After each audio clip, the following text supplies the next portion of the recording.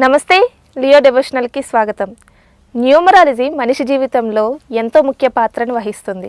అదేవిధంగా పెళ్లి విషయంలో కూడా న్యూమరాలజీ ప్రత్యేక పాత్రను వహిస్తుంది. ఒకవేళ పెళ్లి చేసుకున్న భాగస్వామి డేట్ ఆఫ్ బర్త్లో ఏదైనా మార్పులు ఉంటే న్యూమరాలజీలో ఏ విధంగా సరి చేసుకోవచ్చు అనే విషయాన్ని మనకు తెలియజేయడానికి మనతో పాటు స్టూడియోలో ఉన్నారు ప్రముఖ న్యూమరాలజిస్ట్ శ్రీమతి శ్రవంతి గారు. ఆవిడని అడిగి తెలుసుకుందాం. నమస్తే అండి.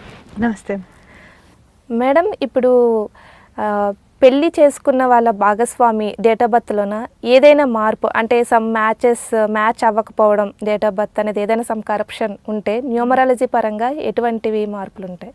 అంటే ఇప్పుడు కొన్ని కాంబినేషన్స్ ఉంటాయి. నేను మొదటి నుంచి చెప్తున్నాను, 3-6 కాంబినేషన్స్, 5-9 కాంబినేషన్స్ ఉండకూడదు, 1-8 కాంబినేషన్ ఉండకూడదు. అలా ఉన్న తర్వాత మ్యారేజెస్ అయిపోయిన తర్వాత ఏం చేయాలి అంటే కంపల్సరీ నేమ్ కరెక్షన్ చేయించుకోవాలి. అయితే ఇప్పుడు చాలామంది న్యూమరాలజీ చెప్తున్నారు, అంటే నేను గమనించింది ఏంటంటే ఎవరైతే వస్తారో వాళ్ళకే కరెక్షన్ చేసి పంపించేస్తున్నారు.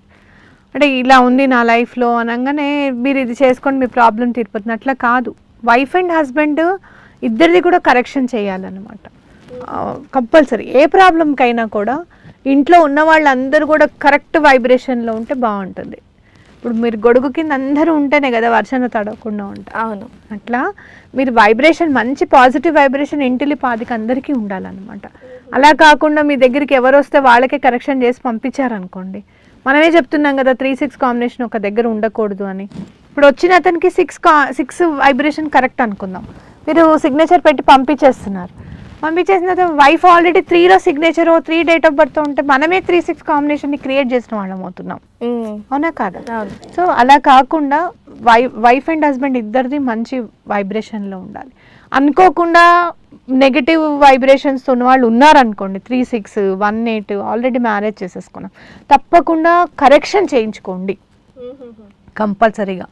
చాలామంది అంటారు మేము ఇద్దరం బాగానే ఉన్నామమ్మ, మాకేం ప్రాబ్లం లేదు అన్న తర్వాత వాళ్ళకి పిల్లలు పుట్టకపోవడము, లేకపోతే ఫైనాన్షియల్ ప్రాబ్లమ్స్ రావడము. ఇప్పుడు నెగటివ్ వైబ్రేషన్ అనేది కేవలం రిలేషన్షిప్లోనే చూపిస్తుంది అని మనం చెప్పలేం. వాళ్ళ కర్మానుసారం బట్టి దేని మీదన్నా చూపించవచ్చు. అది పిల్లలు లేట్ అవ్వచ్చు, లేకపోతే అబార్షన్స్ అవ్వచ్చు కొంతమందికి. అలా కాదు, కొంతమందికి ఫైనాన్షియల్ స్టెబిలిటీ లేకపోవడం అవ్వచ్చు. ఎంతో కష్టపడుతున్నాం, ఇద్దరం కష్టపడుతున్నాం, డబ్బులు ఎక్కడ పోతున్నాయో అర్థం కావడం లేదు. ఆరోగ్యం లేకపోవచ్చు, సడన్గా హెల్త్ ప్రాబ్లమ్స్ రావచ్చు, అలాంటివన్నీ ఉంటాయి అన్నమాట. అలాంటివి ఏం లేదనుకోండి, ముందే ఇలాంటి కాంబినేషన్స్ ఉండకూడదని చెప్తున్నాను కదా, ఉంటే కనుక కరెక్షన్ చేయించుకోండి. మీ జీవితంలో చాలా ఖర్చు పెడుతున్నాం కదా మనం, జీవితంలో అనేసరికి ప్రతిరోజు ఎంతో కొంత ఖర్చు పెడుతూనే ఉంటాం. మీకోసం మీరు, మీ ఫ్యామిలీ కోసం మీరు కొంచెం ఖర్చు పెట్టుకొని న్యూమరాలజీ ద్వారా మీరు స్వాంతన పొందాలి. ముందు ప్రాబ్లమ్స్ లేని వాళ్ళకైతే అసలు ప్రాబ్లమ్సే ఉండకూడదు, ఉన్నవాళ్ళు ఆ ప్రాబ్లమ్స్లో నుంచి బయటికి రావాలి అని నేను చెప్తాను. అయితే అలాంటి నెగటివ్ కాంబినేషన్స్ ఉన్నవాళ్ళు, వైఫ్ అండ్ హస్బెండ్ ఉన్నవాళ్ళు పాజిటివ్గా రావడానికి సిగ్నేచర్ అనేది చాలా హెల్ప్ చేస్తుంది. అదే కాకుండా ఇన్నాళ్ళు నెగటివ్ వైబ్రేషన్ తీసుకున్నాం కదా, దానికి కూడా రెమెడీస్ ఉంటాయి అన్నమాట. ఎలా మనం ఆ నెగటివ్ నుంచి తొందరగా బయటికి రావాలి. ఇప్పుడు మీరు ఫ్యాన్ ఉన్న రూమ్లో ఉన్నారు, ఏసీ రూమ్లో ఉన్నారు, ఫ్యాన్ నుంచి ఏసీ రూమ్లోకి వచ్చేటప్పటికి మినిమం ఒక 5 minutes పడుతుంది కదా ఆ చల్లదనం అనేది ఆస్వాదించడానికి. సో అట్లా పాజిటివ్ వైబ్రేషన్లోకి మనం ఎలా రావాలి, ఆ పాజిటివ్ వైబ్రేషన్ అనేది తొందరగా మనకి ఎట్లా అందాలి అనే దాని మీద కూడా రెమెడీస్ ఉంటాయి అన్నమాట. ఇప్పుడు మార్చుకోగానే ఇదే మ్యాజిక్ కాదు కదా, వెంటనే రిలీఫ్ రావడానికి. అలా కాదు, మీరు ఇలా చేయండి, లేకపోతే అర్ధనారీశ్వర స్తోత్రం చదవండి. మ్యారిటల్ ప్రాబ్లమ్స్ ఉన్నవాళ్ళు అర్ధనారీశ్వర స్తోత్రం చదివిన తర్వాత వాళ్ళలో ప్రాబ్లం ఎరేజ్ అయిపోయిన వాళ్ళు చాలా మంది ఉన్నారనమాట. సో అట్లా మనం చెప్పడం జరుగుతుంది, ఏ పూజ చేయాలి, ఎట్లా ఉండాలి అనేది చెప్పడం జరుగుతుంది. అన్నిటికంటే ముఖ్యమైనది ఓర్పు. మనిషికి నా దగ్గరికి వస్తారు కదా, లాస్ట్కి ఏమంటారు తెలుసా, అన్నీ చెప్పిన తర్వాత మారమ్మా వాళ్ళు, ఎందుకు మారారు, మొత్తం వినేసి లాస్ట్ ఏం మారమ్మా వాళ్ళు, ఎందుకు మారారు? మార్పు అనేది సహజం, చేంజ్ అనేది ఎప్పుడు ఉంటుంది నేచర్లో. అర్థమైందా మీకు? చేంజ్ అనేది కంపల్సరీగా ఉంటుంది. ఆ చేంజ్ కోసం చూడాలి, ఆ పాజిటివ్ చేంజ్ కోసం మనం ఎక్స్పెక్ట్ చేయాలి. ఇంకొకటి, మనం సబ్ కాన్షియస్ మైండ్లో మనం అది నింపేసుకున్నాం అనుకోండి, బలానా మనిషి మారడు అంటే నిజంగానే మారడు. అంటే నీకేం కావాలో ముందే నువ్వే కోరుకుంటున్నావు. అలా కాకుండా మారుతాడు అనే మంచి దృక్పథంతో ఉంటే గనక మంచి జరుగుతుంది కంపల్సరీగా. ఓర్పు ముందు మెయిన్ హస్బెండ్ అండ్ వైఫ్ మధ్యలో ఉండాల్సింది ఏంటి అంటే ఓర్పు ఉండాలి. సహనం చాలా ఇంపార్టెంట్, ఆడదానికైనా మగవాడికైనా చాలా ఇంపార్టెంట్.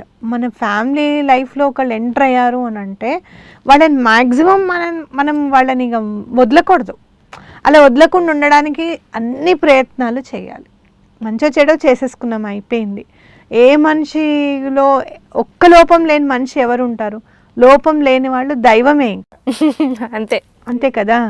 ఎవరికో ఏదో ఒక లోపం ఉంటుంది. నాకు ఉంటుంది, నేను ఎక్కువ డబ్బులు ఖర్చు పెడతానేమో, ఒక్కొక్కళ్ళకి ఒక్కొక్కటి ఉంటుంది. రాను రాను రాను రాను అది తగ్గిపోతుంది అనమాట. ఈ న్యూమరాలజీలోకి వచ్చారు అని అంటే మాత్రం పాజిటివ్గా చాలామందికి నేను కౌన్సిలింగ్ చేసిన వైఫ్ అండ్ హస్బెండ్స్ ఉన్నారు. అంటే ఈ ఒక్క 2 నెలలు ఓపిక పట్టండి, ఈ 2 months తర్వాత కూడా నేను చెప్పినవన్నీ చేసిన తర్వాత కూడా మీకు డివోర్స్ తీసుకోవాలి అని అంటే నేనేం ఆపను అని చెప్తే 1 monthకే కాల్ చేసిన వాళ్ళు కూడా ఉన్నారు. ఇదివరకు అంటే మాకు గొడవలు తగ్గాయండి, ఇప్పుడు మేము ప్రశాంతంగా ఉన్నామండి అని చెప్పిన వాళ్ళు చాలామంది ఉన్నారనమాట. సో అట్లా మనము ముందే ప్లాన్ చేసుకోవాలి, ప్లాన్ ప్రకారంగా వెళ్ళాలి. ఏదైతే రెమెడీస్ చెప్పామో ఆ రెమెడీస్ కంపల్సరీ ఫాలో అవ్వాలి. నేను సిగ్నేచర్ చేయగానే మీరు వెళ్ళి డెస్క్లో పెట్టేసుకుంటే కాదు, ఏదైనా పాటించాలి. నమ్మకం అనేది ఉండాలి. మీ మీద మీకు నమ్మకం ఉండాలి, నా మీద నమ్మకం ఉండాలి, భగవంతుడి మీద నమ్మకం ఉండాలి, మీ జీవిత భాగస్వామి మీద అందరికంటే ఎక్కువగా నమ్మకం ఉండాలి. సో కంపల్సరీగా చేంజ్ అనేది మాత్రం తప్పకుండా ఉంటుంది. అంటే పెళ్ళికి ముందు కూడా డేట్ ఆఫ్ బర్త్ క్లియర్ లేకపోతే చేసుకోవడానికి ఏమైనా? డేట్ ఆఫ్ బర్త్ క్లియర్గా లేకపోతే అంటే సిగ్నేచర్ కావాలి నాకు. ఆ పర్టికులర్ సిగ్నేచర్తో అసలు ఏం నెగటివ్ వైబ్రేషన్ నడుస్తుంది అనేది నాకు తెలుస్తుంది. ఆ నెంబర్ వల్ల అమ్మాయిదైనా అబ్బాయిదైనా ఇద్దరిది చూస్తాను. ఎక్కడ పడట్లేదని చూసి దానికి తగ్గట్టుగా డేట్ ఆఫ్ బర్త్ వాళ్ళకి లేకపోయినా, ఎవరికి లేకపోయినా, ఇద్దరికి లేకపోయినా కూడా మంచి సిగ్నేచర్ మంచి నెంబర్లో పెట్టి ఇవ్వడం జరుగుతుంది. వాళ్ళలో మార్పు రావడం కూడా జరుగుతుంది. ఇప్పుడు అందరికీ కూడా డేట్ ఆఫ్ బర్త్ ఉండాలని లేదు. కొంతమంది ఉంటారు మర్చిపోతారు, రాయడం మర్చిపోయిన వాళ్ళు చాలామంది ఉన్నారు. మా అమ్మ రాయలేదండి, మా నాన్నగారు రాయలేదండి అనేవాళ్ళు ఉంటారు మేడం. సో అలాంటి వాళ్ళకి కూడా మనం న్యూమరాలజీ ద్వారా స్వాంతన చేకూర్చొచ్చు అనమాట.